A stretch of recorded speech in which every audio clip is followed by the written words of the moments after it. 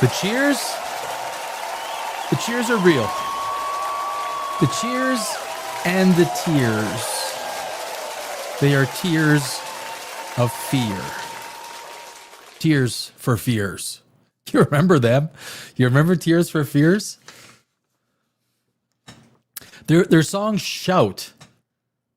One of the guys wrote it, and that's actually all they had for the song.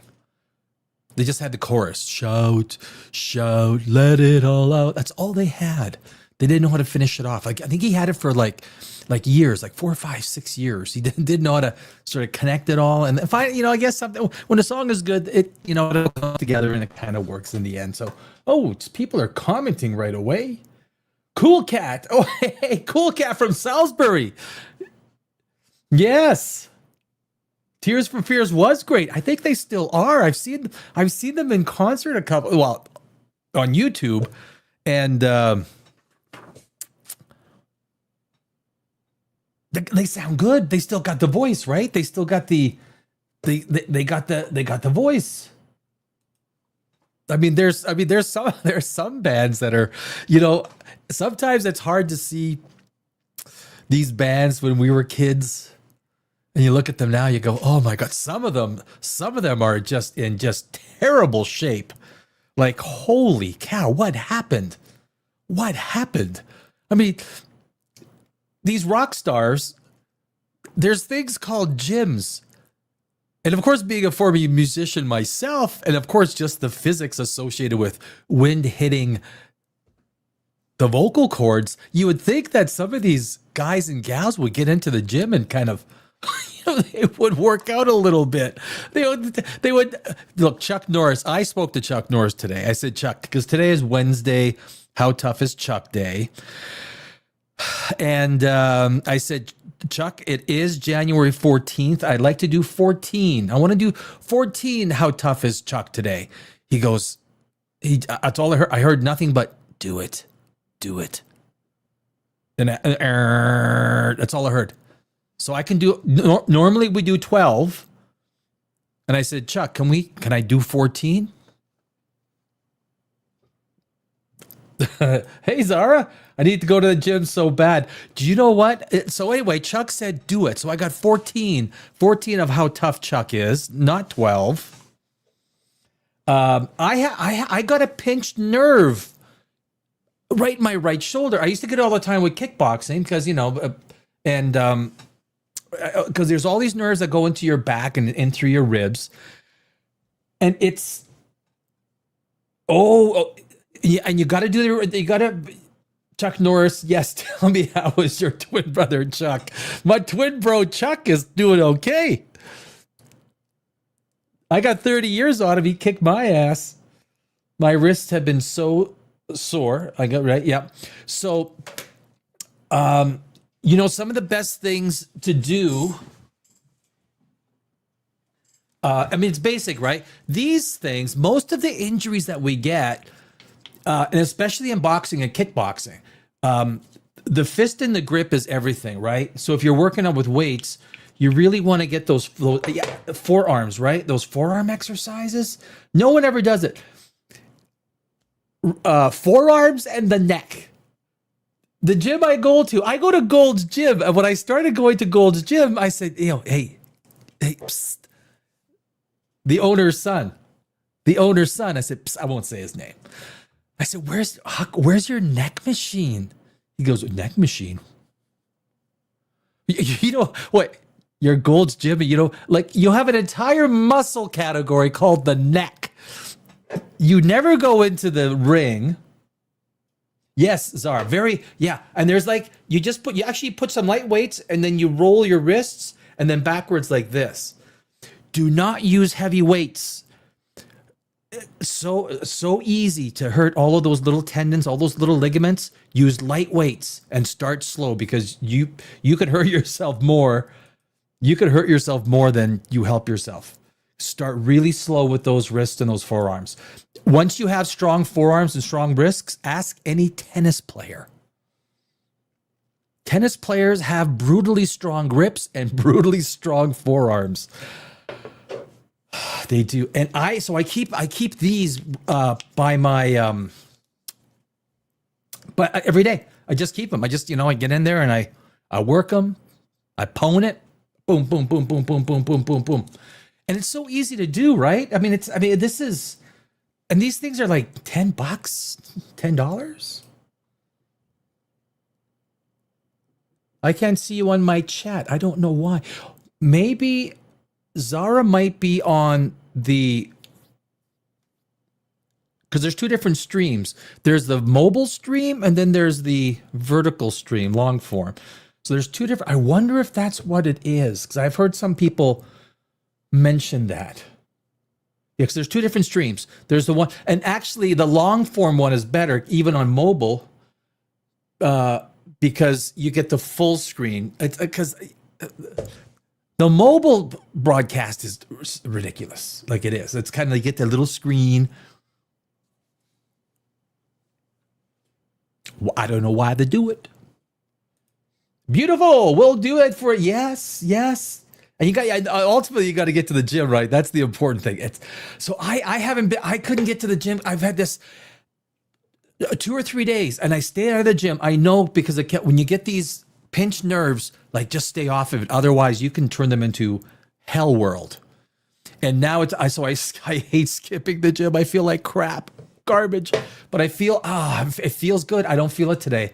So I might go into the gym tomorrow. I'm a 3 a.m. guy, but that's, cool cat. Oh yeah, I found the vertical. Okay, the vertical and the horizontal. But the long form. Well, the long form gives you a better. The vertical gives you a small one, and then gives you actually much better. I don't know. I don't get it. I don't get it, guys. I got a new video out. I put out today.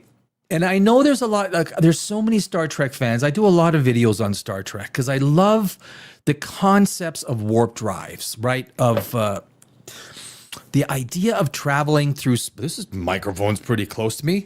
What are you trying to do? I know Chuck Norris. Warp drives are, when it comes to a lot of these hardcore Star Wars fans, and I don't know if I'm a Star Trek, sorry. But warp drives, right? The technology of warp drive, bending space-time behind and then, in front so that you create the wave, go forward. What no one ever talks about is the testing phase. The testing phase. Imagine using ungodly amounts of energy to try and warp space-time. The only place that we know where space-time is warped is a black hole. We don't want to mess with those mofos, right? We don't need, I'm not going one-on-one with a black hole. I don't need that kind of stress. I'll call Chuck Norris. There's probably a black hole. How tough is Chuck Norris out there? One. So the new video, please go and give it a watch, give it a like. It helps, especially in the beginning. It really helps a lot, because when I changed the name of the channel, basically YouTube demoted my channel to a brand new channel. And so some of my best videos I've ever made have been just abused by YouTube. So it almost feels like starting from the beginning. It almost does. But if you, and it explores the testing phase, and I did a lot of research into this, some of the things that might happen, it's theoretical in the sense that it's socioeconomic. When you start messing around with, we don't even know if we can bend space-time. I mean, let's be honest. There's two different, basically they're the same, right? An abundance of energy or abundance of mass warps space-time, right? The more mass you have, the more energy you get in one single place, you can warp space-time. We need negative energy. We're not even sure if negative energy exists. So that's the video. And I got some pretty cool, I'm using a lot more chirons. I'm using a lot more, some of the AI stuff's pretty cool. It's not good with space. It's not good with space stuff, but because AI does not know how to handle a vacuum. So when you give it commands, it says, okay, it knows what happens within our atmosphere. And that's kind of how it does it. Some of the AI models are pretty good at it. There's two or three that are pretty good at the physics of it, because understanding how physics works in space is different than in our atmosphere, which is why we die in seconds. Up there. Up there. You can just go a few miles, just a few miles up there. You can go a few miles that way, you go a few miles that way, you're good. You're good. You go a few miles that way, you're dead. Okay? You're dead. Death. Oh, okay, I'm not gonna. I was gonna do the. You know, what I was gonna do. I think something in YouTube would trigger. You know, YouTube, the algorithm now watches every second of every minute, analyzing what goes on in your video. Every second of every minute is analyzed. So I would like to show the YouTube algorithm that I have myself a full glass of wine tonight because I'm doing Chuck Norris stuff. I have a full glass. What is considered a full? Yes, it's a full cardboard cup. Screw you if you don't like it. I like it. I'm a simple man. Cheers to everybody.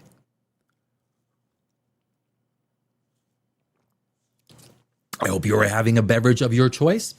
It could be water, tea, wine, cranberry vodka. I think a doggy likes cranberry vodka. I think that was it's the only other one I know. That's all I know. We're doing. I'm gonna today. I think we're gonna have time to do the top 10 scientists in history. This is my list. I kind of chose this list. You might think it different. Top 10 scientists in the history of humankind.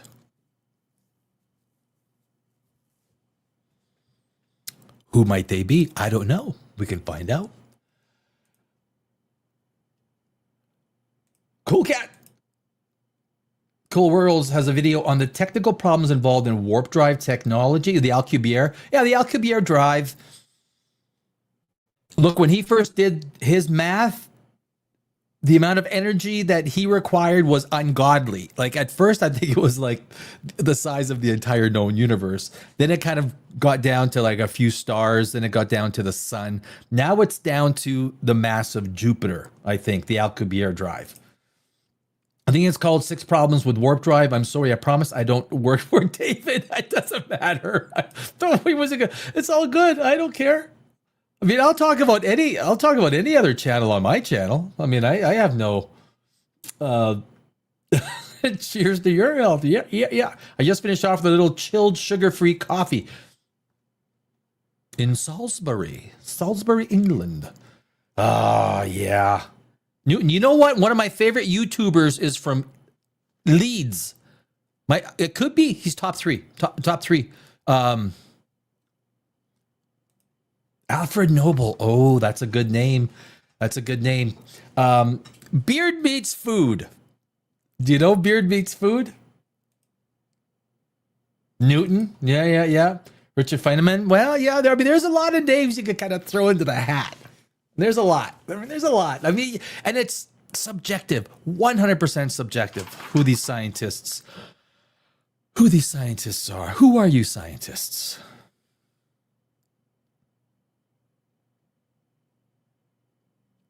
NASA wants to put a nuclear reactor on Mars. Did you guys hear that? Nuclear reactor on Mars.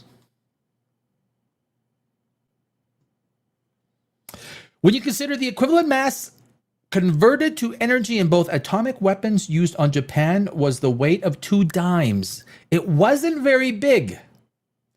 Oh, do you watch Beard Meets Food? I freaking love him. I would love to go to England. He had that little Christmas special this year, and he went to some little I think it was in Leeds.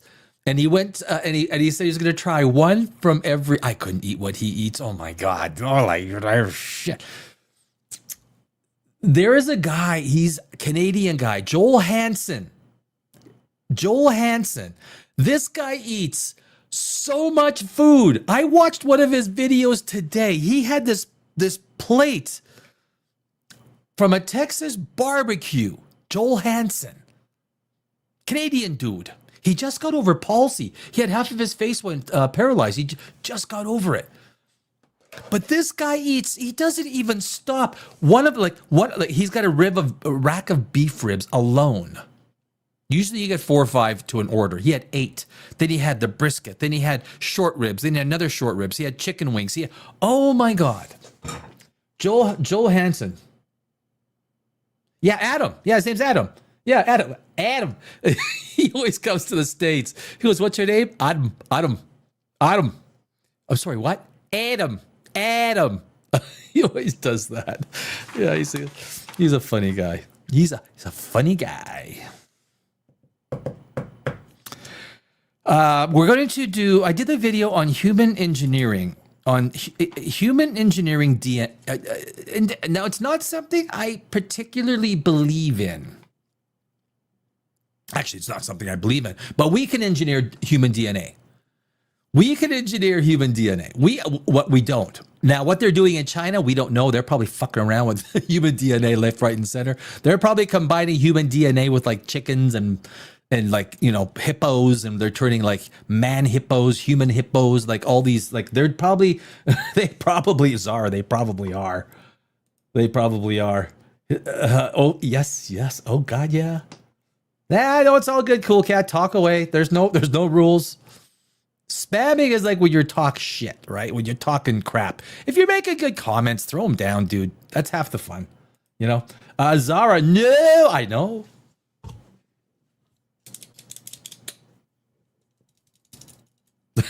Zara.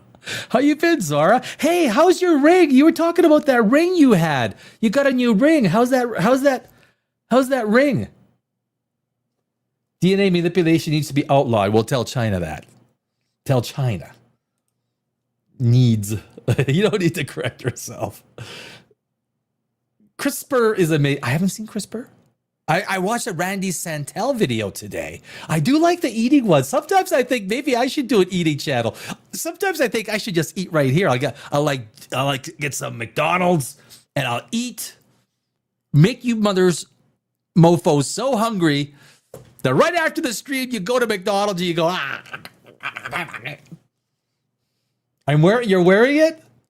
On your wedding finger. That's right. You said you put it on your wedding finger. How is it? Looks good? That's right. I remember last week you mentioned, I was like, I gotta say, yeah, it had like a snake or a head or something like that. But I mean, that's Trez cool. That's Trez cool. It's Superfly. That's all. I mean, there's nothing left to be said. It is Superfly.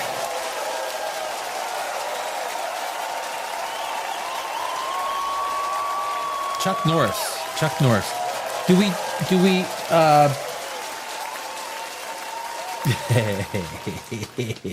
it's a gold snake ring, but it's dainty. It looks really good. It has little green eye gems. Right. That's what, yeah, remember you said that.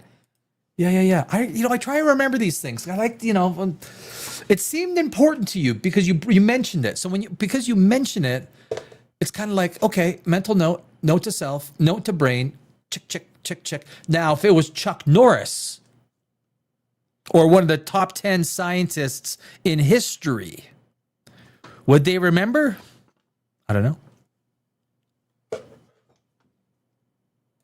Well, I mean, I like to pay attention because I like people. I mean, I do. I like people. I mean, there's no better, the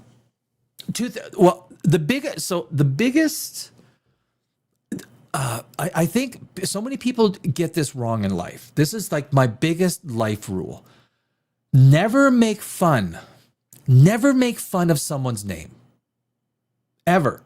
And it doesn't matter what their name is. Don't give them a nickname, because if you give them a nickname they don't like, every time you show up, they are loathing to see you. And you do that to everybody. Everyone just hates to see you. Stop if you're sarcastic, people don't want you around. They don't. It's okay to be sarcastic, but then you got to throw a joke back on yourself and put yourself down even more. That's kind of the rule. If you're going to be a dick, you got to be a dick back on yourself a little bit more.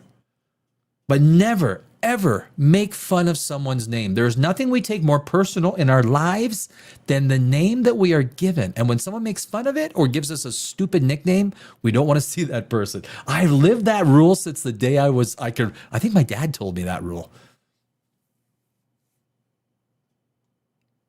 I mean, sarcasm is okay. Tempered, right? It's tempered. But I always say, if I make a joke about someone, I go, oh yeah, blah, blah, blah, and I laugh at them. I say, but don't worry, because when I do it, I'm probably twice as bad, okay? Like, so don't, like, that's the shit you gotta do instead of just poking fun at people, right? I mean, I think that's the stuff. That's what you kind of want to do. You have to do. I've always done that. I've always been good with people, and I will not berate people, make fun of them. There's nothing. Look, we need to laugh at ourselves in moderation. We just can't, pick one person and just, if one person is being picked on at a table and I'm out with them, I'll happily take their side. I'll happily take their side, unless it's warranted, right? Unless it's really warranted. Cheers. Can I say happy 2026? Am I still allowed to say that? I don't know. I don't know. No one told me. Did I do all the, what did I do? New video.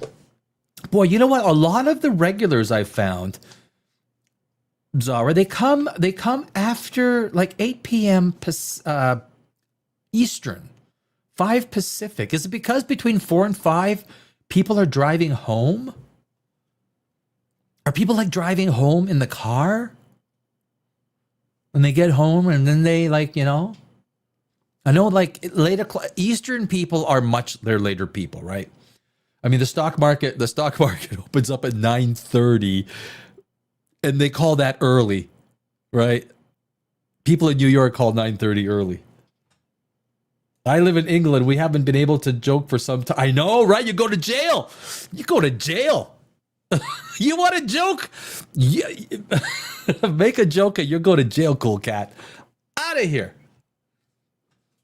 You got no right to make a joke about anybody. 10 years. It's like Kim Jong-un rules. Most people in my area work until 3 p.m.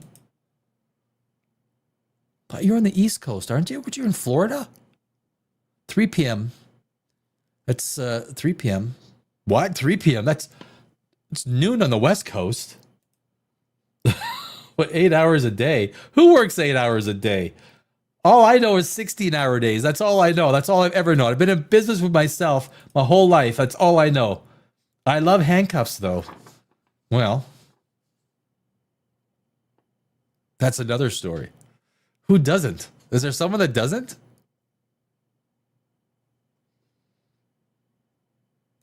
Was that science? I don't know. 8 hours.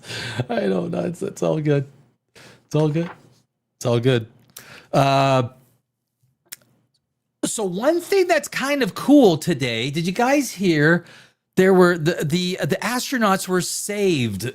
The astronauts were saved in space. Did they even, I've been watching this news sporadically. I hope so. I don't think she's a police officer, cool cat. I don't think she is. Yeah, I mean, that is, that we have? Oh, yeah, see, I can make it bigger. But, sorry. That's any good live stream will mention handcuffs once. At least once. I don't know. I'm making this up as I go along. Yeah, food. I hope Zara Hope you are. Oh, geez.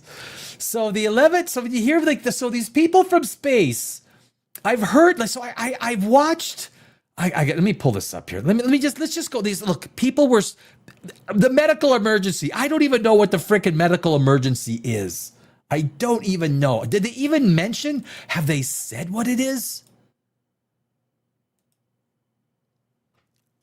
Have they? What is the medical emergency? What's so important? Okay, I got this thing really big. That's okay. That's okay. We'll keep it big. We'll keep it big.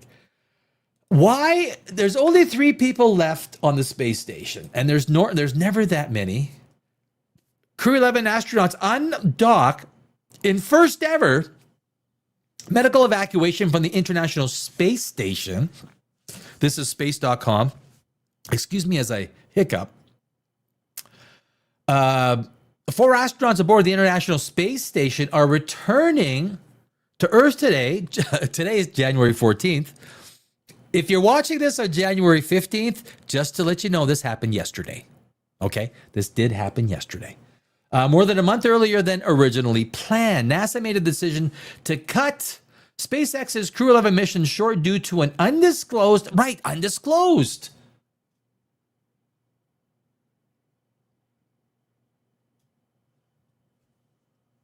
medical concern with one of the astronauts, meaning it's a private matter. Right?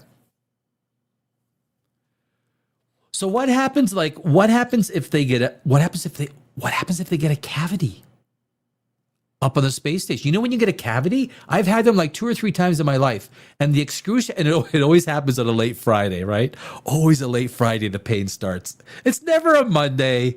It's always late Friday. The pain starts, and you're like, holy shit. And is it a cavity? It's abscess tooth? I don't know. Is it something personal? Is it the crew was scheduled to spend a 6-month stint on the International Space Station and returned in late February. But now they're on their way home. I think they're probably home by now. Crew 11's Crew Dragon capsule named Endeavour. There was a space shuttle named Endeavour. Undocked at 5:20 p.m. Eastern Time, which is now in the past. They've arrived. The Crew 11 astronauts now face a roughly 11-hour deorbit trajectory with an expected splashdown. Oh, wait. Yeah, 3. Oh, no. Sorry. They left. Yeah, my apologies. They undocked the space station at 5:20 Eastern as an expected splashdown on Thursday, January 15th at 3:41 a.m. Eastern, which is, what is that? About 7 hours from now. About 7 hours? 7 hours. Off the coast of California. Well, they should be using Pacific time then. Or Salisbury, England time. I don't care. I don't care what time you use. Can someone call Beard Meats Food and have him send some food over and we can eat it together? As well as a post-landing press conference scheduled for Thursday at 5:45 a.m. on NASA Plus, Amazon Prime, and the agency's YouTube channel, as well as here on space.com and on Dimension Zero. They forgot to mention that. Probably not. We probably won't carry it live. But there it is. It's de-docking. Docking. De-docking? I don't know which one that is. I don't know. I don't know. Cool cat. You know, I used to be pretty good at my English accent. Literally, I went to Scottish. Jeez. NASA mission managers poll go on Tuesday to proceed with Crew 11's undocking, saying in a statement, weather is looking good. Is excellent. Okay, the weather is excellent. Not really news. Okay, not a big deal.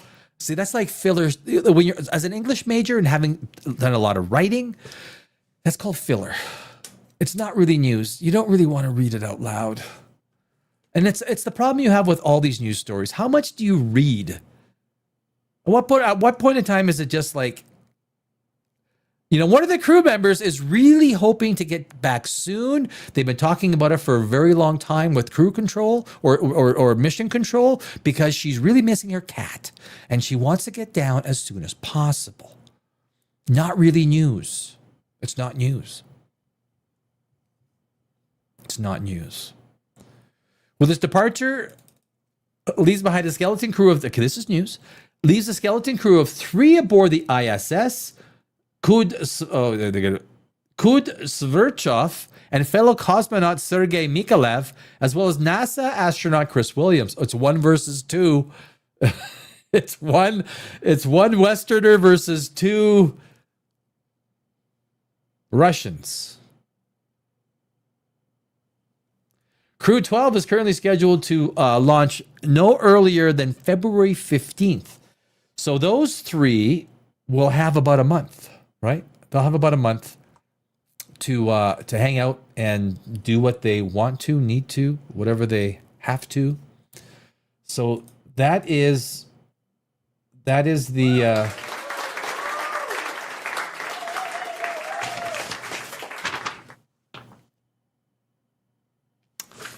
that's the space. There is some other. So if you guys been watching Silver, going through the roof. So I mean, honestly, Trump constantly causes financial. He must be long silver. Like seriously, Trump must have bought silver. Because like with the whole latest thing with,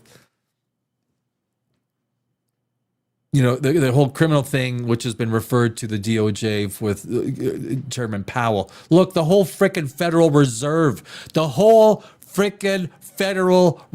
also the Bank of England, all these Federal Reserve banks, which is they're private companies, right? They're private companies. They have nothing to do with the United States government or the UK government. They are private companies. The FBI is not even allowed to go on Federal Reserve property. Think about that. Okay, I'm dead. Oh, fuck, I'm dead. You don't even say that on like. I'm sure someone just marked, yeah, Danny Alex mentioned Federal Reserve Private Corporation. Jekyll Island. President Woodrow Wilson. Jekyll Island. You guys, you Google it. I'm not going to Google it. Maybe that's where Trump is going, right? I mean, Rand Paul's father, what was his name? Rand Paul's dad. That was his, and he's true. And there's no reason why inflation should be the norm. I was an economic analyst. I worked on Wall Street. I was a market maker on NYSE and NASDAQ. Many years I did that. Oh, I remember back when I used to walk with the snow uphill all the way there and all the way back, it was uphill. Breaking the laws of physics. Where do you get the most deflation? Technology. Utter deflation, right? Of course, because things become obsolete. Now, you could argue that, well, carrots don't become obsolete. But no, the process of getting carrots out of the ground and growing carrots becomes more efficient every year. Yields become more efficient. Everything. So I had scared to know ghosts. Yeah, you could have doubled your money. Actually, I was just talking to someone. They asked me about it, and there was just under $60, and they asked me about it. I said, "Look, I wouldn't buy it." What year was it? It went from $7 to $38, then back down to $13, and it settled around $18. So basically, it took a 50% haircut. It went up 500%. And then took a haircut, and then it sort of settled it. So this is probably going to do the same thing. But there's no way you want to be buying it on this spike. I am, everything reverts back to its mean. I don't know if you're a math guy, Cool Cat, or Zara. If you got either, everything reverts back to the mean. Everything. Everything reverts back to the mean, right? When it comes to average. Oh, you were that is adorable. Bye, bye, bye. That, yeah.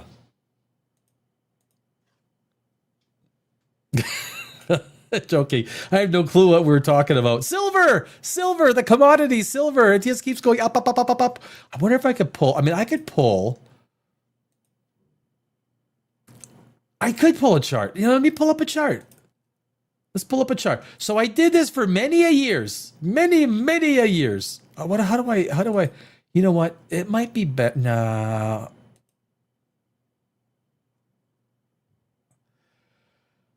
That's a good chart.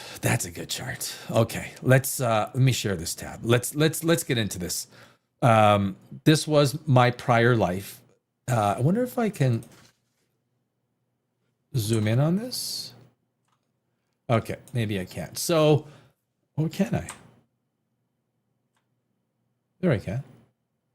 Right there. So there you see. Now, if you take a look back, May 26th, 2025. It was at $33.31. We basically have a triple in 7 months. It's a triple in 7 months.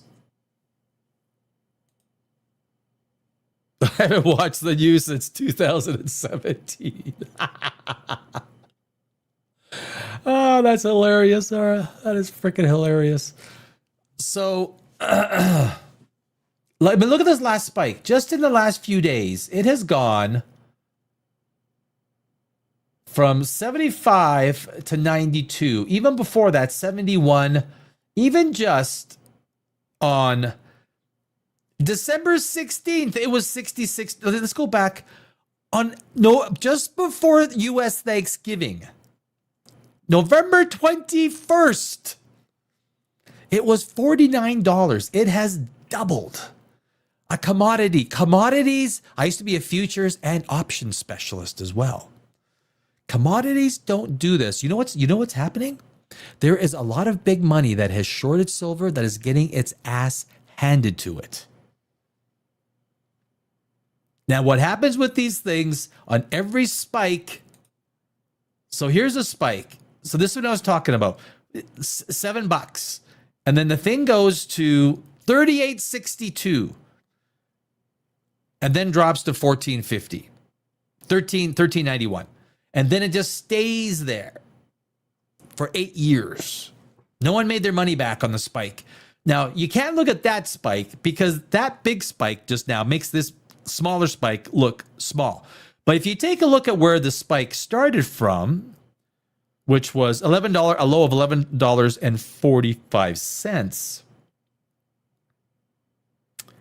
it went to $38, a triple. So if you think same thing, if it's going to be a triple, you're going to be looking at about $100. I mean, this thing might shoot past 100, but oh my God, there's a lot of people losing money and there's a lot of people making money. That is true. That is true. I haven't watched the news since 2007. Oh, we're with that. Yeah. Holy crap. Yeah, holy crap. This is serious stuff. I haven't watched it in so long. It honestly feels like the news doesn't even exist anymore. So it's really surreal to me when I hear people speak about it almost like I'm watching science fiction. That's an interesting, you know what? And I think there's a lot more people. There's a lot more people that are sort of basically in that mind frame. Because, I mean, let's face it, the bullshit, Cool Cat's from Salisbury, England. What's going on in England is beyond comprehensible. Like it is with regards to what you can say and cannot say in England. When you take a look at the absolute shit show that is the United States. I mean, I get it. People are tuning out. People want to go off grid. People don't want to have anything to do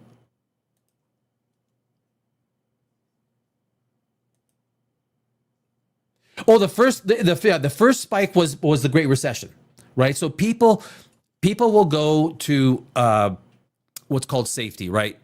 So if you take a look at, with the 39 trillion dollar debt now, gold, but look, silver has always done this, has gone under control.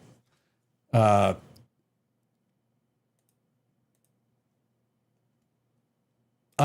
geez, 100,000%.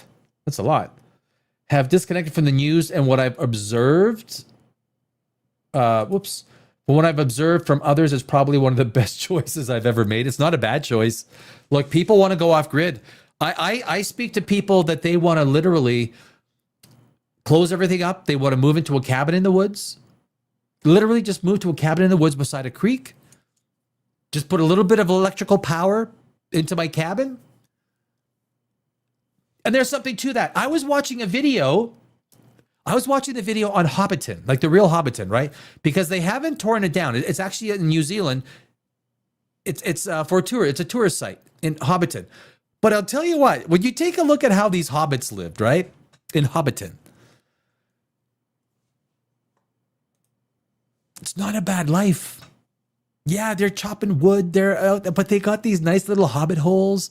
They're having tea. They're cooking food. They're growing stuff. There's something magical about it.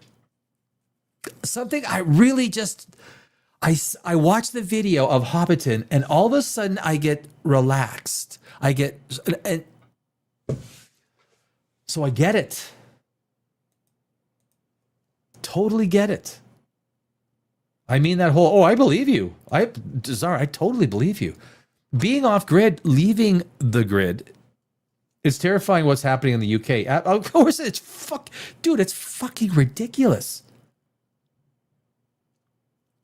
It is absolutely. But that is, look, the left has always been associated with the left, right? I was born in Brno, Czechoslovakia. That's where I was born. We defected in 1968. We hit the shores of Canada as refugees. A lot of people say, you can't be a refugee. You don't have the right skin color. Fuck you. Fuck you. We hit the shores of Canada. My parents didn't speak. My dad had 2 degrees, mechanical engineer as well as computer science. He had to work as a janitor for 9 years because he had to learn English and get his equivalency. Same with my mom. She was a draftsperson. 9 years they worked as janitors. University educated people. So when I hear what's going on in England,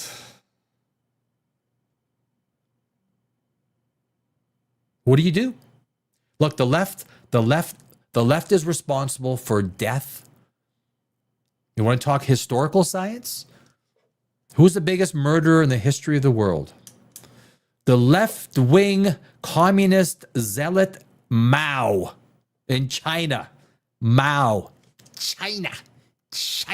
Mao is estimated to kill about 100 million people directly and indirectly. 100 million people. Stalin, as a percentage, Pol Pot killed 25% of Cambodia. I mean, Castro, these people, the left, it's always for the people, right? All these movements are for the people. For the people, motherfuckers, for the people. Yeah, if you don't fall in line, we'll fucking kill you. And we'll kill you by the thousands, by the hundreds of thousands. And if need be, we'll kill you by the millions. Just to set the survivors straight. Lenin. How many people did Lenin kill? Kill them and we'll ask questions later. Stalin was basically look. Cool cat. You know what Nazi stands for, right? Nazi. What does Nazi stand for? National Socialism. He nationalized industry. Hitler was a freaking communist, and let no one tell you anything different. Hitler was a communist. Now, because I just mentioned Hitler, this live stream will probably be buried. Probably, I guess. You know, look, it's just the truth. I speak the truth. I'm the bearer of truth. Zara, yes, I would not. A lot of times I think that maybe I might be happier living at Hobbiton.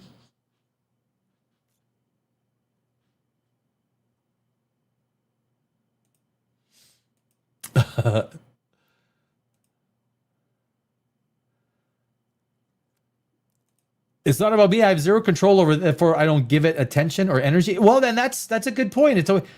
If you can't control something, don't give it attention, because nothing you can do, right?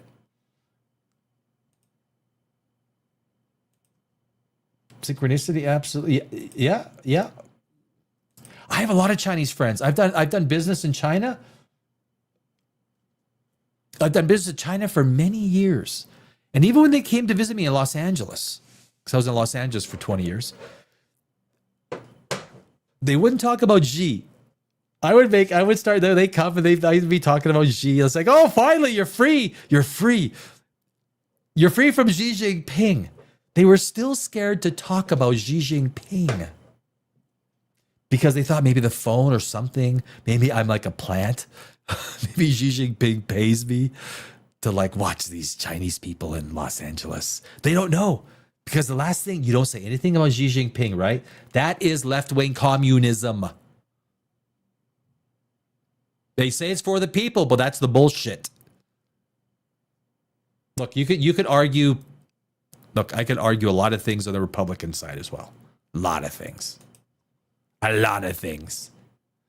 Do you hate Germany because of Hitler? I am half German. When the bell rang, there was like tolls that Hitler was dead. The German people came out and celebrated. The German people hated Hitler. You know what Hitler used to get rid of his enemies? The guillotine. It was the fastest way to kill people and get to the next people. Hitler actually used, the German people hated Hitler. A lot of information they don't give out there. German people celebrated. They danced in the streets when that SOB died. Hitler's an SOB. He's one of like the major SOBs, the top 20 SOBs ever in history. The German people celebrated.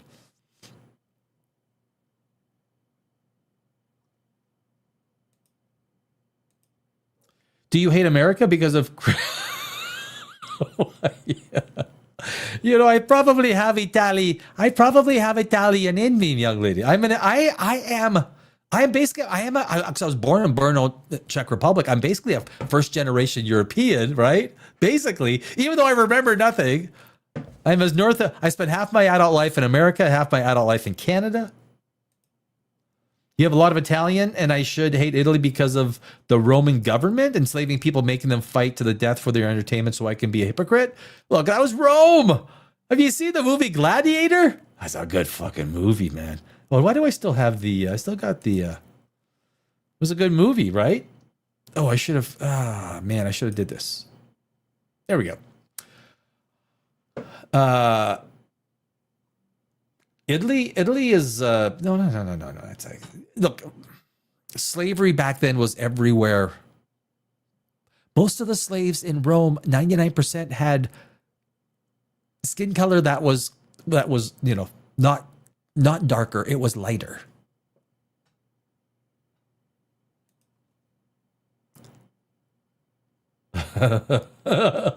Oh my, yes. What? Don't stop the smoking. Yeah. I spent. Oh, Germany. I would love to go to Germany. Yeah, spent time in Germany. It was great. Oh, here comes this guy again. This guy always pops up. He always pops up. Jeshua is Q. Jeshua is the creator. Jeshua is here. We love you, dear Jeshua. Look, man, that ain't gonna get you into heaven. Posting. Okay, that's fine. That's fine. I will drink. Look. Don't be. This glass of red wine before we started the stream was actually water. I turned water this cup of water into red wine. You see that, right? That is now red wine. An hour ago, it was nothing but water.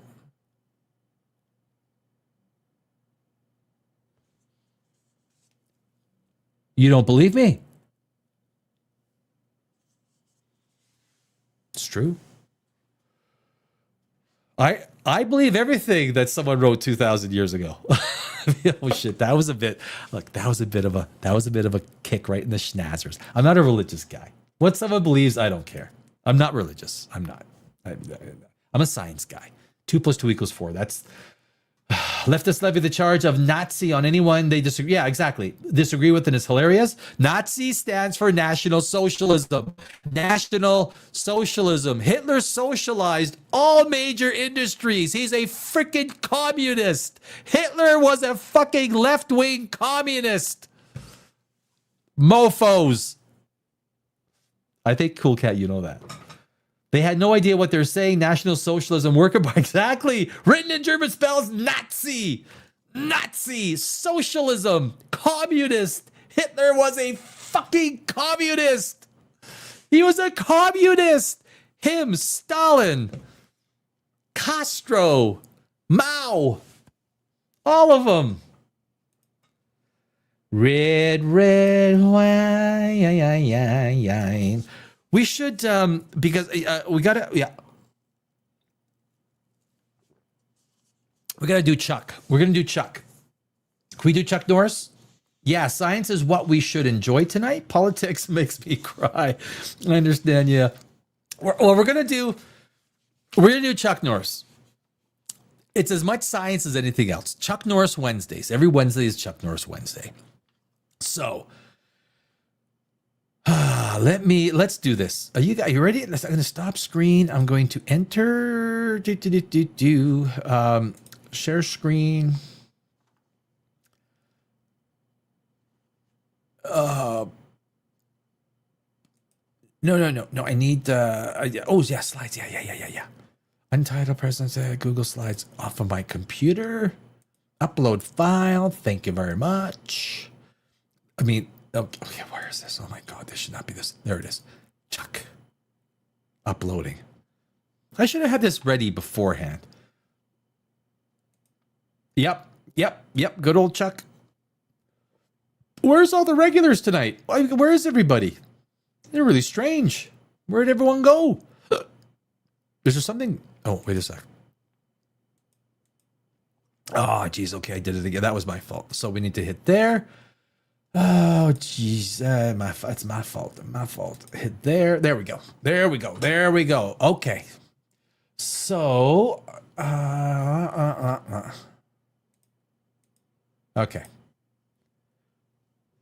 Oh, whoa. Okay. Is that big? Yeah, I can read that, right? I don't have to use the main. Yeah, I just do main screen. There we go. So let's start. Chuck Norris. How tough is Chuck Norris, you're asking? I'm going to tell you how tough this mofo. I have met Chuck Norris twice in my life as a former kickboxer myself. I have not gotten to the ring with Chuck Norris. He wouldn't dare get in the ring with me. Just kidding. We're going to see why no one gets into the ring with Chuck Norris. Chuck Norris, myth, man, and unstoppable force. The only man who allows the wild to survive. Legendary feats, slams revolving doors with ease, counts to infinity twice, transcendent martial arts career, absolute unstoppable power. The universe does not have laws of physics, only a list of things Chuck Norris allows to happen. My friends, this is only the starter. Page 1. When police officers approach Chuck Norris, they say, "We do have the right to remain silent." That's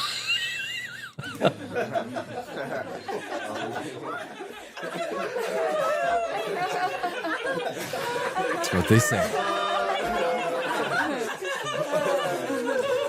Chuck Norris, number 2. Chuck Norris is the only person on the planet that can kick you in the back of the face.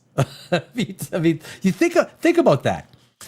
Chuck Norris is the only person that can literally kick you in the back of the face. If it looks like chicken, tastes like chicken, and feels like chicken, but Chuck Norris says it's beef, then it's beef, motherfucker.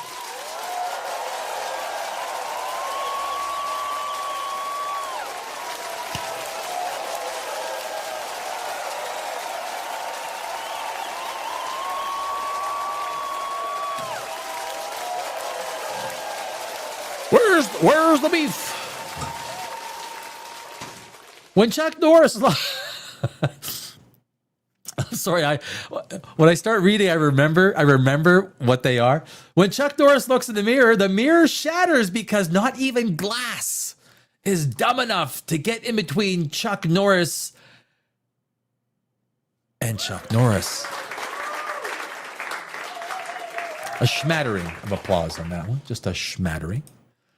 When Thanos snapped his fingers, ladies and gentlemen, he disappeared. Why? Chuck Norris doesn't like snapping. I mean, that's what his... It was one of those things that was left out of Endgame.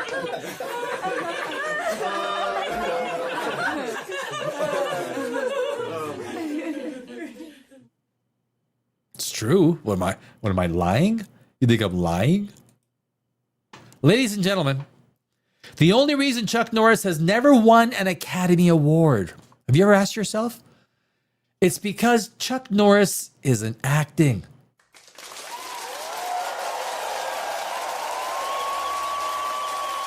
When he's beating people up on your, Texas Walker Ranger, he's not acting. It's real. He's beating people up.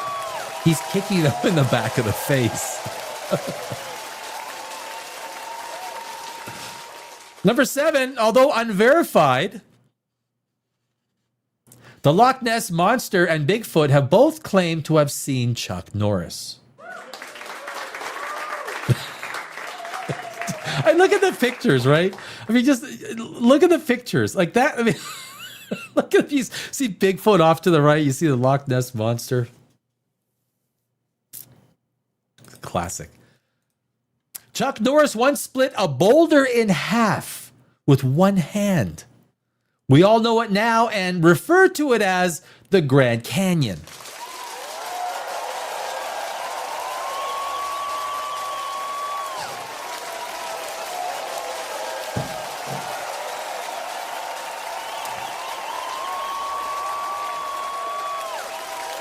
It's true. Number 9.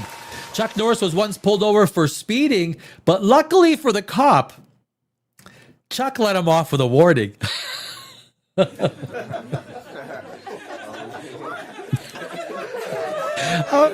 do you not laugh at that?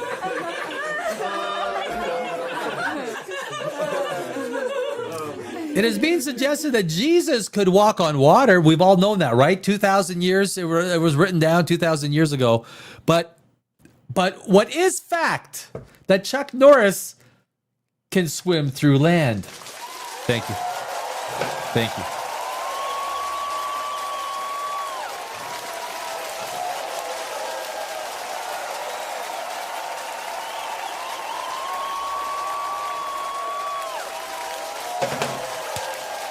Chuck Norris can swim through land. Number 11, it is well known that Chuck Norris built sandcastles as a child. Today they are called the Great Pyramids of Egypt. It's a fact. It's science. Oh wait. Look at the picture. Look at little Chuck. Look, he's got that right. Because every time you draw a baby or a little kid, you just make the head bigger, right? That's basically what makes someone look like a child. So they just got Chuck's body. They just made his head bigger. This is Google Slides, right? This is Google Slides. So Google Slides just made the head bigger. He's playing in the sand. He's building sand castles. Oh, Zara, Bigfoot found you? Shit. Call Chuck. Call Chuck. So we got 2 extra ones. It's January 14th. We usually do 12. We're doing 14. There are only two hands in poker that can beat a royal flush: Chuck Norris's left hand and his right hand.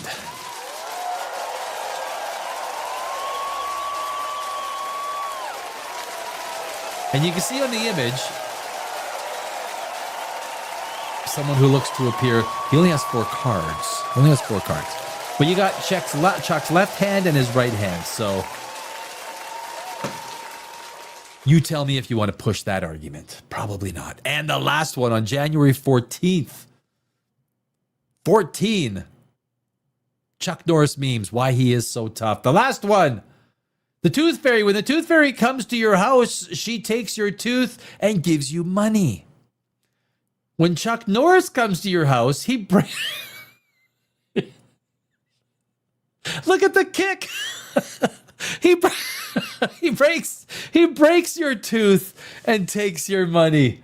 That is Chuck Norris Wednesdays. Right there.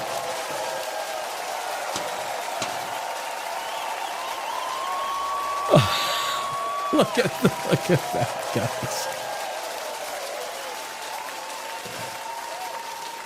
I mean, like when I'm putting these things together, right? And so I put the slide together, and you create the slide, and the slides come up because Google does the slides. You just want to put good descriptive words in there that sort of, it gives Google Slides the ability to create these, good images.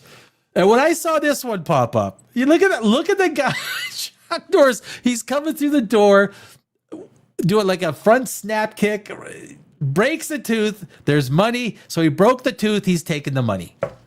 And there's a little angel, little fairy god tooth mother. That's not Chuck's way. It just isn't the way of Chuck Norris. It's just not. That is not the way. That's not the way of the Norris. Thank you. Thank you. Thank you.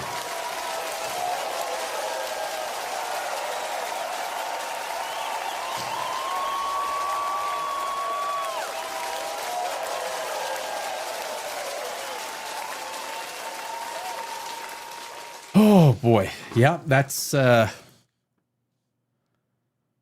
mean, those are always fun. I always enjoy doing Chuck stuff. Chuck stuff is always fun. It's fun. Fun. There's not really. I've been watching on. I don't know if you guys get it in England. The Mythbusters. I've been watching some old Mythbuster videos. They're fun. I used to love. And again, apparently Jamie and Adam, the two guys on the Mythbusters, they don't get along. Like they're not friends. Like they don't go out for drinks. They don't, call each other up. They don't really like each other. They tolerated each other on the show. I know, right, Zara? It's a freaking awesome show. Even the trio, what's his name? The guy that passed away in 2020. Grant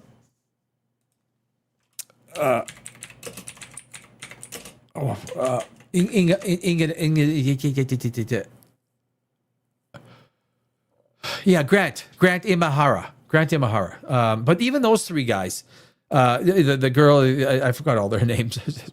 Look, he always goes stupid when you go live on. They were, it was a great show. I do like watching. Because it seems so genuine, and you wanted to believe that these guys were actually good friends. They weren't. They really don't like each other. Jamie Heineman, he's a professor at the University of Finland now. He's in Finland. He's a Viking. He's a Viking. He wanted to turn Viking. So that's what he is. He's a Viking. And of course, Adam Savage, he's all over. I mean, he's doing all the YouTube stuff. He's getting millions of views. So, but interesting, the three people didn't really converse much with the two other ones. Like they knew each other, but it was always very separate. I always thought they were. You watch the show and you kind of think that they were a close knit crew, but they weren't. The three were Grant, the gal. I always thought the gal was kind of sexy. I don't know. Science, smart, that smart girls like that. They get their hands dirty and stuff. Sexy. I find it sexy. It's kind of sexy. It's true. It's very true.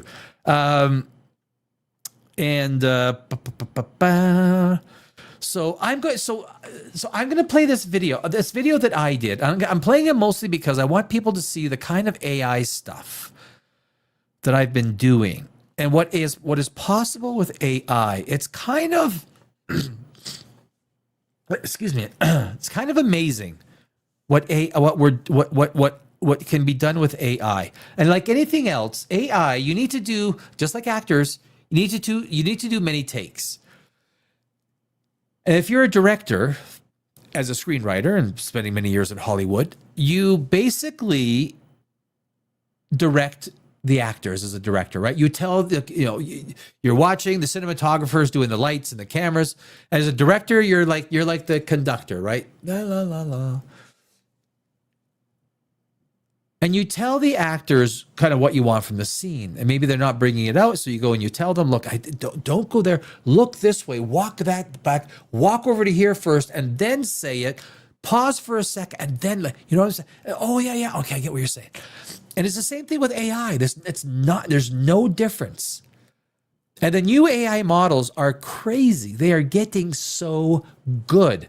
More than anything, less so about the idea of human engineering and DNA.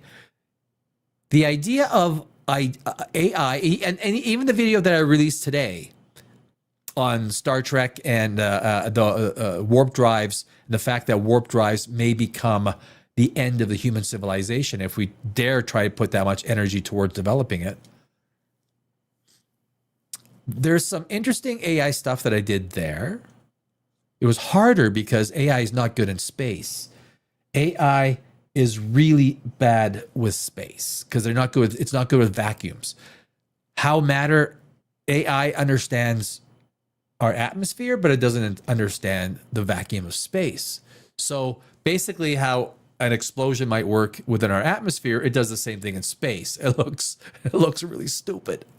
It looked really stupid. So I had to do some things. So if you watch the Star Trek video, I added some like shaking and vibrating, and I cut things up, putting like little effects to connect things that made it look like very different. And I've been editing and doing, Premiere Pro for a couple of decades. So, far from a pro though. Far from a pro. Hey Beavis. Okay, how come it wasn't there?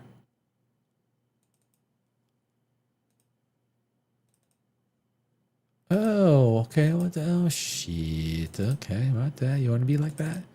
You want to be age underworld age? Oh shoot. Okay, well maybe it's not there. 114, January 14th project. Okay, that was 14th.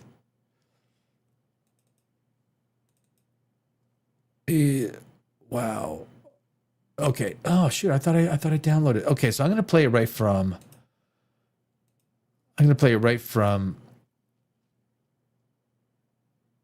Share screen. I got it. Okay. Oh geez, sorry.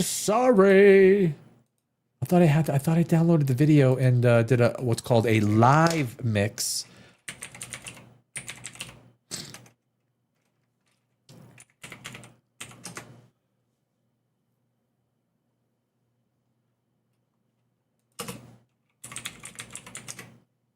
There we go. There she be. And so basically it is the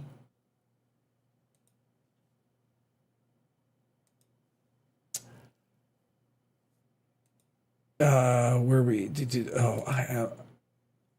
actually I'm not going to take that off. That's okay. So okay, so is it up? There we go. Share. Oh man, I know it shouldn't be this complicated, but the fact is, it is. It is. Okay, so it is. Add the stage. There we go. All right. So, oh boy, I need a vacation. There we go. So basically, so this is about the idea that if you've seen Prometheus, if you've seen the movie Prometheus, which I thought I liked it more than a lot of people seem to dislike it. There are story problems with Prometheus. There's a lot of story problems with Prometheus. But it's a pretty good movie in trying to letting your mental juices kind of flow with the idea that what if the human race was engineered? These are engineers. This was the same idea. So I thought, well, what if I kind of do not what Prometheus is doing, but something that's a little bit more tempered with engineers that are more in line with creating intelligence that is allowed to grow whatever the way it wants to, right? I think if you are literally, like we like to grow plants and trees and everything like that, if you are such a highly advanced civilization and you grow intelligent life, that you would want to see how that intelligent life grows. And that's kind of the basis for what I did this on. Not necessarily that I believe it, it's more kind of storytelling. You can believe what you want.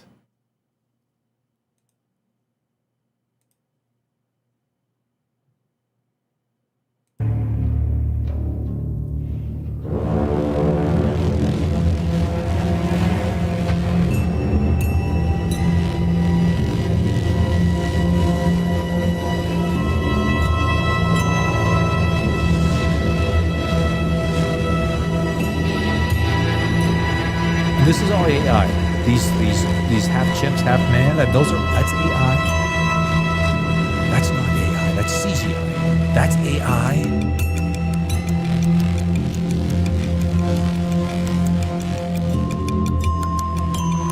That's AI. So I developed these characters in AI, and so that these characters of this race are consistent throughout the whole video. And I was able to do that. And basically they're BioLife engineers. So basically I put @BioLife engineer in every frame that I create. And it brings up this, you have a front image, back image, side image, and a close-up image of these aliens. And they're basically tall. They're like 8 feet tall. And if they were DNA engineers, they would probably be incredibly healthy. So they have lots of muscles, very ripped, very aware. Some have pointy ears, some don't. Some have more markings and some less. Basically, they will be as distinct just as we are. Some of us have tattoos, some of us don't, yada, yada, yada. So it's the same idea. So I allowed AI, I wanted AI to create similar beings, but ones that were distinct. And you can tell which ones are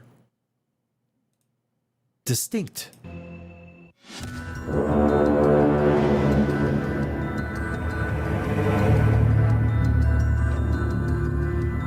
As a species, we like to believe that we are the result of biological chance.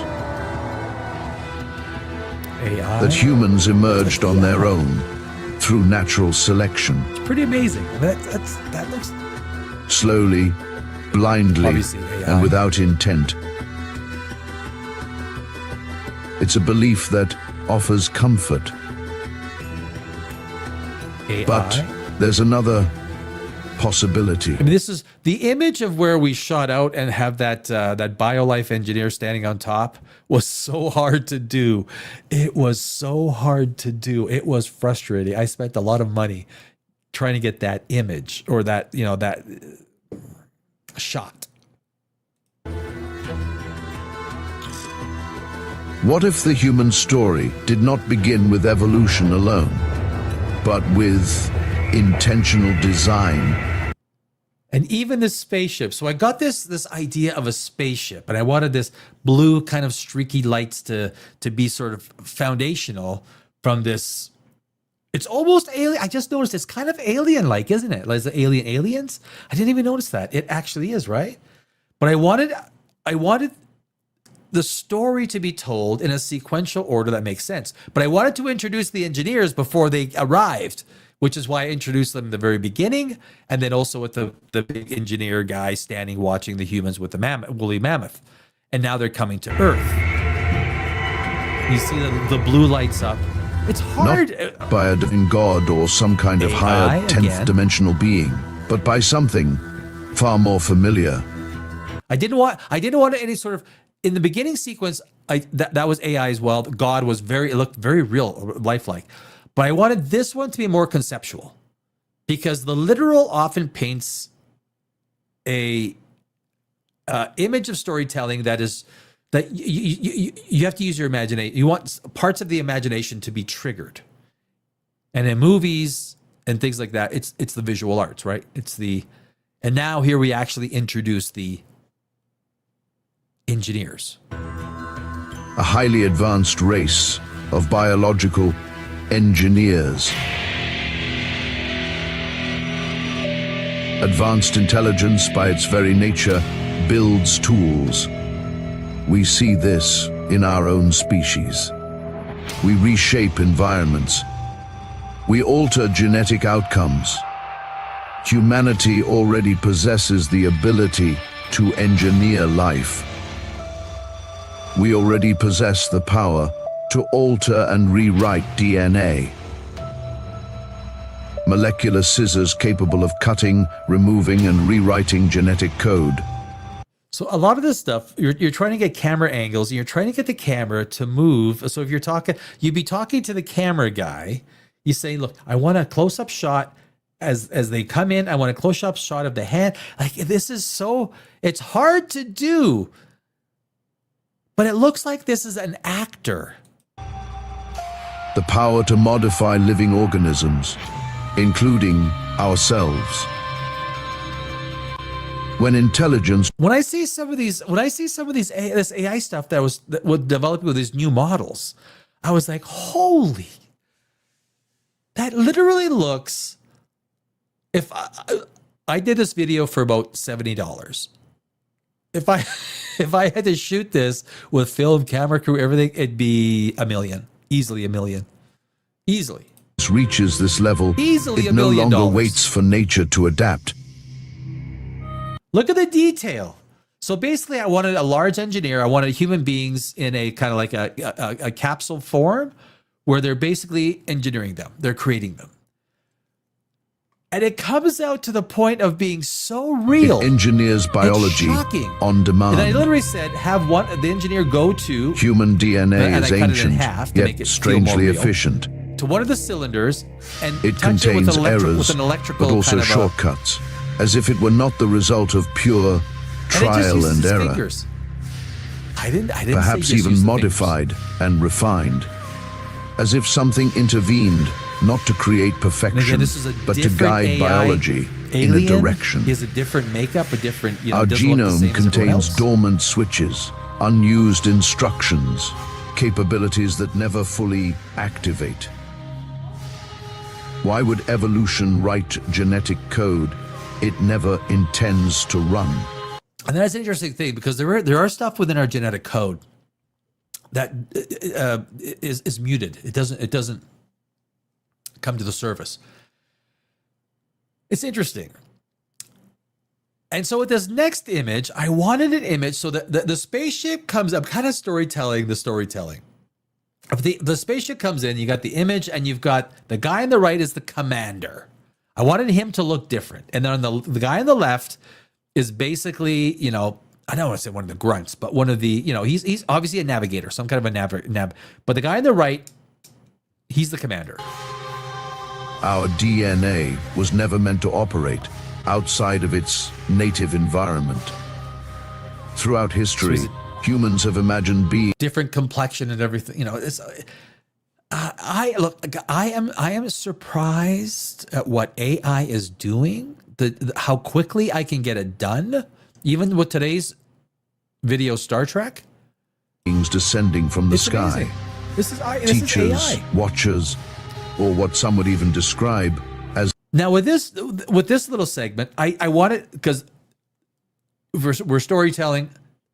The main guy, commander leaves and they're coming to the surface. And this is a primitive, and I needed an emotional reaction, and I wanted it to be negative. I wanted the emotional reaction to be negative of this spaceship, as if this primate has had some sort of possibly interaction or something. Is divine. But what if they were not gods at all? What if they were engineers? Not creators in a mystical sense. And this is a different engineer inside with different cylinders. But architects of life. I'm kind of enjoying myself. Seeding intelligence where conditions allowed guy. it. And I wanted the technology to be driven from the eye. I don't know if you saw that. If you look at his eye, he is actually communicating with the computer screen with his fingers and also his eye. You see the human thing he's developing. This was actually some pretty sophisticated conditions prompts, allowed it. but it looks real. That's the Imperfect thing. It looks creations real. imbued with extraordinary potential. Beings who understand biology in every conceivable way, who can design, combine, and deploy life. This I threw in because I just thought it was. You can see the human face a little bit, and this sort of entirely different. It was based off of an image, and I brought the image to life. And I thought it was so compelling in terms of what other life forms might look like and the interaction with a pseudo-humanoid. Life as deliberately as we design machines. Here he's sleeping. If such beings exist, they wouldn't sculpt statues. Their art would be biological. Even entire civilizations comprising entire ecosystems. Their intent? Not to rule over or assert themselves as gods over their creation.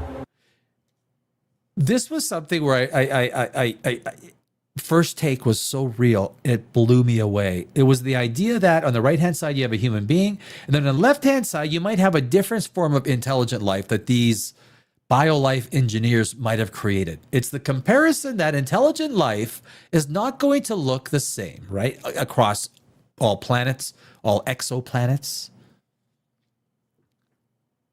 but beautiful nonetheless. But rather revel in the artistic beauty of newborn intelligence, in a manufactured, intentional species, along with their capacity for destruction and even self-sabotage. The engineers would seed a new biologically vibrant. And so this was, there's a little, I wanted to have a subplot with wildlife, that these, first off, that these biolife engineers were bad motherfuckers, right? They're not scared of a giant bear. They're not scared of a 1,400-pound grizzly bear, because they themselves are 8 feet tall and they probably weigh 500 pounds. But so I wanted this interaction, this aggressiveness, this animosity, and it ends in a way, it's a little tiny story within a story. Vibrant world and leave, observe, study, and wait. Perhaps this is in itself a form of evolution, not natural, but deliberate. Testing different biological designs, refining intelligence, searching for something that is a version better than the one before. The idea is at this point in time, there's no intelligent life. There's maybe some subspecies of primates. These biolife engineers have come to Earth, and they're going to create intelligent life that will evolve along with the rest of the planet. The idea is you don't just create a boom that's human. No, it's going to be intelligent life, and it's going to evolve with the rest of the biology of the planet. Archaeological evidence shows humanity appearing suddenly in the fossil record. Not from nothing, but faster than expected. And we might say that like this is maybe what's existing on Earth when the biolife engineers, or maybe that maybe a little bit more advanced, but this sharp rise in cognition, the language, tools, mathematics, and most importantly, self-awareness. And they arrive as if a threshold had been crossed or installed. So, why create a species How do you say that doesn't look fucking real? When I put these prompts in and the commands, and look, I've been doing prompts for a long time, so I'm not bad with the prompts and the direction, right? The direction. like us? That looks real. Perhaps That looks biology real. itself is their art, a living canvas. Each iteration of life more complex than the last. And again, we're back to the bear sequence. The idea is that the bear is aggressive, but the BioLife engineer isn't. A thinking mind capable of asking questions, finding answers, and pushing beyond its environment. A civilization that would one day look. And to me, this is the favorite. I know I'm jumping in a lot. This is my favorite sequence is the idea of mother and child. And when these BioLife engineers come and check or they come and take a look, the fear. And how do you get this fear to turn into, maybe I shouldn't be scared of these giant beings that are visiting us? Look outward and wonder if it was alone. Perhaps humanity was never meant to be the final product, but the beginning of something new. Not to be obedient to serve a higher power, but to emerge, a symphony of life that plays out for better or for worse. An unscripted performance of biological life. Intentionally designed DNA that plays out across millennia. And it's that feeling that sometimes we know what aggression is that comes to us, but then as human beings, as intelligent beings, as sentient beings and emotional beings, we understand when maybe we don't need to fear something, that at first we feared it. And that was that whole sequence. To see what happens when intelligence is given freedom hard to do. without It's hard. instructions. And if this is true, if humanity was seeded by engineers who designed the very foundations of biological life itself, then the most important moment in human history is not buried somewhere in our past. It lies ahead of us. It may be the moment we realize that we are more complex, more intentional than we ever imagined. That our DNA was created with deliberate intent. And this is the payoff. This is the payoff with the bear. You got the uplifting music, hopeful tone. To be in harmony with the abundance of life on this planet, engineered not just to survive, but to belong. Earth has existed for billions of years, long before human DNA ever appeared. A biological canvas that was developed and prepared by the natural forces of this planet. A biological system waiting for an intelligent species. These engineers do not build inanimate monuments. They build entire genetic systems, and systems are meant to evolve until they no longer resemble their And this is a bit of a payoff with the female and the baby. makers. Or until that final day, He those comes that back the and- engineers created end up destroying themselves. She's not really scared anymore. If these beings are truly the That little- architects of humanity, their little final smile at the act end, was that not was kinda control, but rather restraint. They chose to let us decide what the future of humanity will be.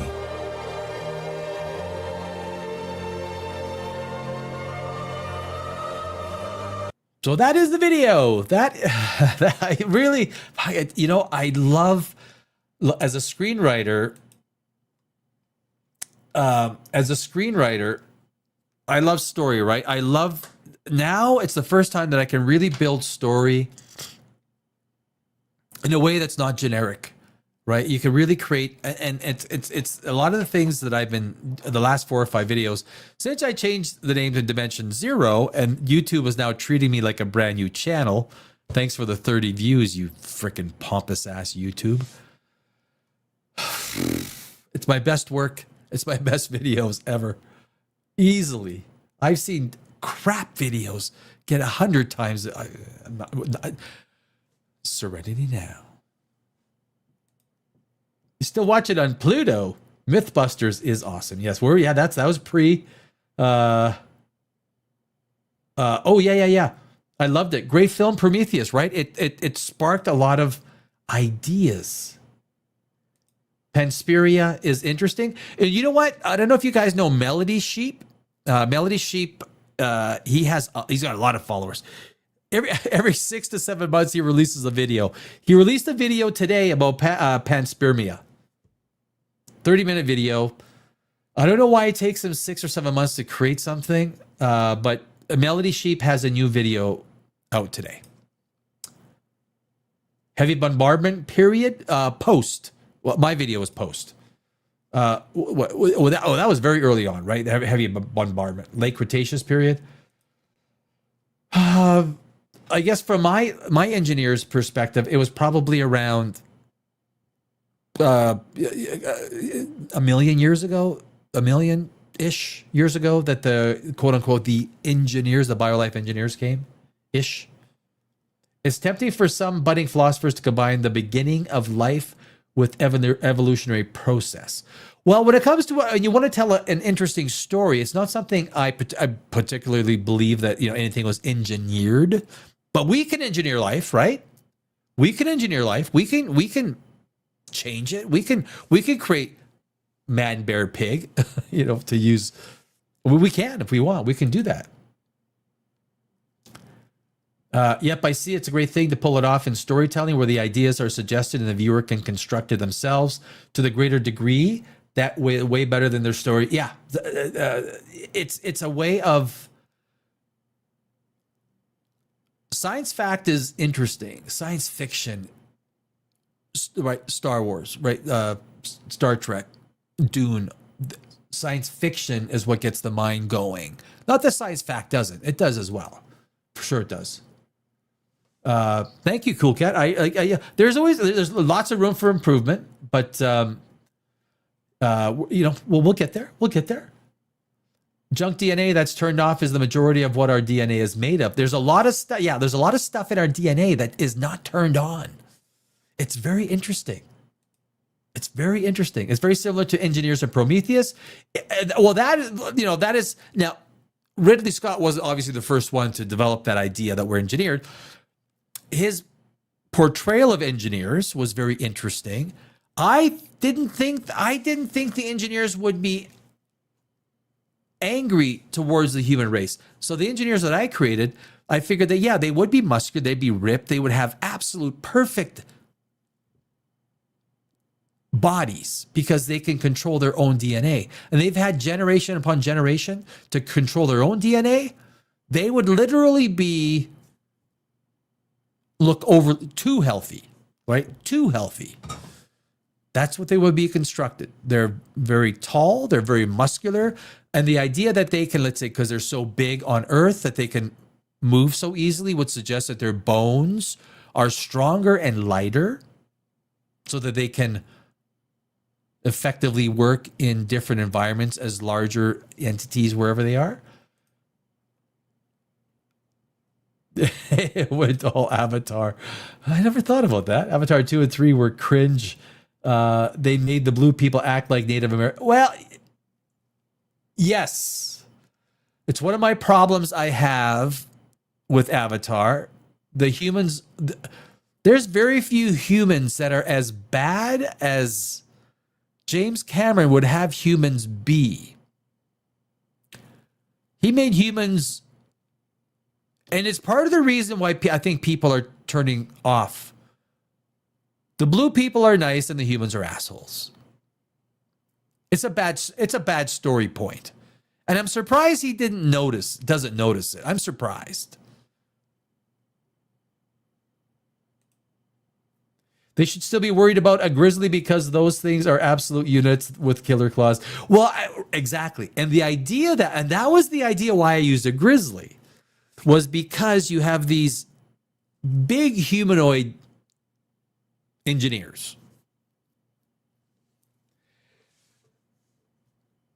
And the fact that they don't even budge or move when these giant bears, and mind you, these BioLife engineers are probably 500 pounds, right? They're 8 feet tall, so they're probably 500 pounds of solid muscle. The fact that they're not scared implies you don't need to see strength. You don't need to see power literally. We want to see the fact that they weren't scared of these bears when they got aggressive is figurative power, right? It shows power figuratively. And that's powerful in storytelling. It's like Gandalf. We didn't need to see Gandalf's power outright. We just knew he was powerful. We knew he was uber powerful. We don't and to see his full power would be a slight payoff, but it'd be a downgrade. Alien franchise with the smartest sci-fi franchise ever. First 2 movies for sure. Ben, I would agree 100%. The first 2 movies were freaking awesome. It's hard after that. It's a subjective thing, very subjective after that. Fanny, I heard that the Eagles had a locker room incident where at least 8 players were...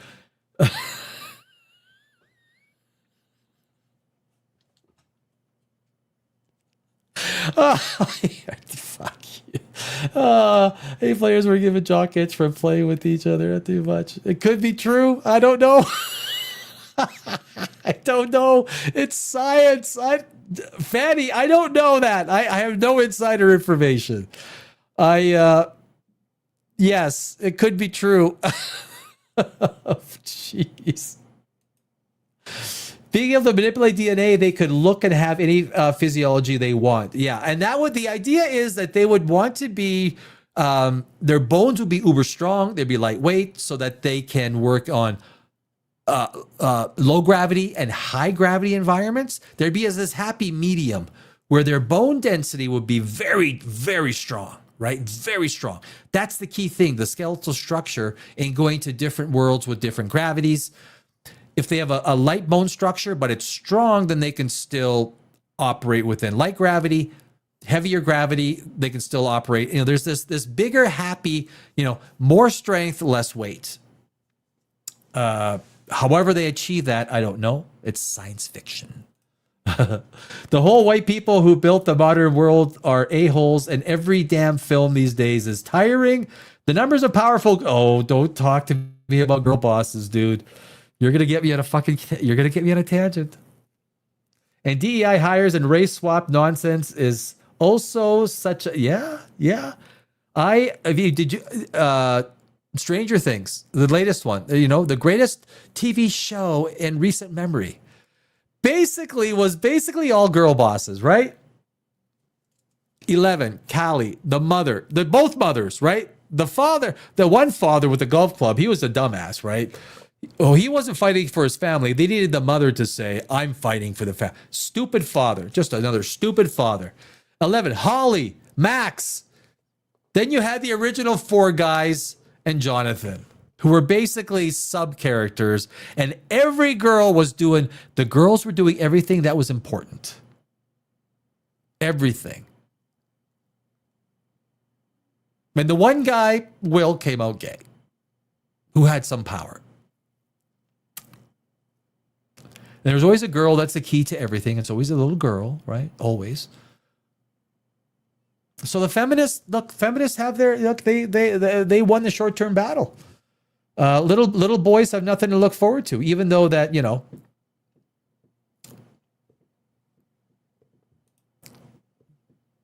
utterly boring device on telly and in cinemas. Yep. The story in Avatar was the aliens had carbon fiber in their bones. Exactly. And that's much lighter gravity, right? So you need stronger bone structure. And it's nothing new. I mean, this is anyone who has basic understanding of physics and gravity and things like that would understand the physiology and the DNA makeup of what a body, even the dinosaurs, right? If you take a look at the dinosaurs, the kind of bones that they had to have a different structure to be able to carry that kind of weight. The Argentinosaurus, which was the biggest dinosaur ever found, was absolutely massive, right? Massive. Stranger Things was destroyed recently with some unnecessary I like boys. Of course it was. Dude, episode 7. I wasn't homophobic before. Now I'm joking, obviously, but damn, it's being beaten into me. Yeah, I'm being pussy. Yeah. It is. That is true. That is a matter of fact. It's and as a screenwriter, look, I've won hundreds of awards in film festivals around the world.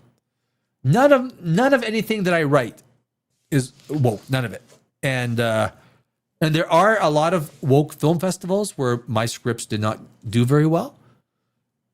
But in some of the largest film festivals in the world, from Berlin to New York to Toronto to Sweden and Greece, all around the world, Singapore. There's a big film festival in Singapore that I think I won. One of my scripts won best horror. Out of like 800 scripts, it won the best horror. The Sicken. So it's I know what you're saying. I hear you. I actually have another channel called Poprageous, which on Saturday I'm restarting it back on Saturday nights. I do an hour and a half of. I got to put some time back into that channel as well because movies, TV shows, screenwriting, storytelling. I mean, I was an English major. I mean, that's as well as science. That really is my thing. So. But anyway, that ends our main block. We're going to leave it there for tonight. Chuck, everyone, thank you very much for popping in. It's been a pleasure. We are back tomorrow night. Cool Cat. I love Poprageous. Yeah, Poprageous. Yeah, well done. Yeah. Poprageous, yeah. Poprageous TV, I think, is the @ but Poprageous is the I've done some things there, but it's I got to fire that channel back up a little bit more. So, Cool Cat, always a pleasure out there in Salisbury, England, far away. Say hello to Beard Meets Food if you see him. So, thank you very much. You have yourselves a great evening. Everybody, thank you for watching, and I'll see you tomorrow night on Dimension Zero.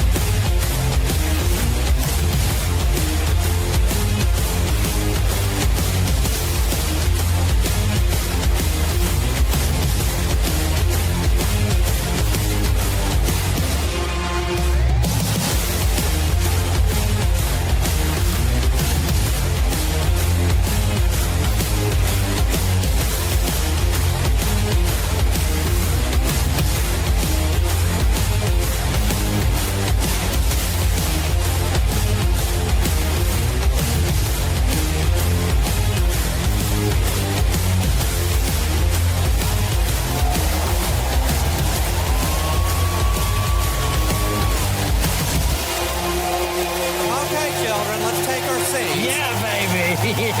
Do it live.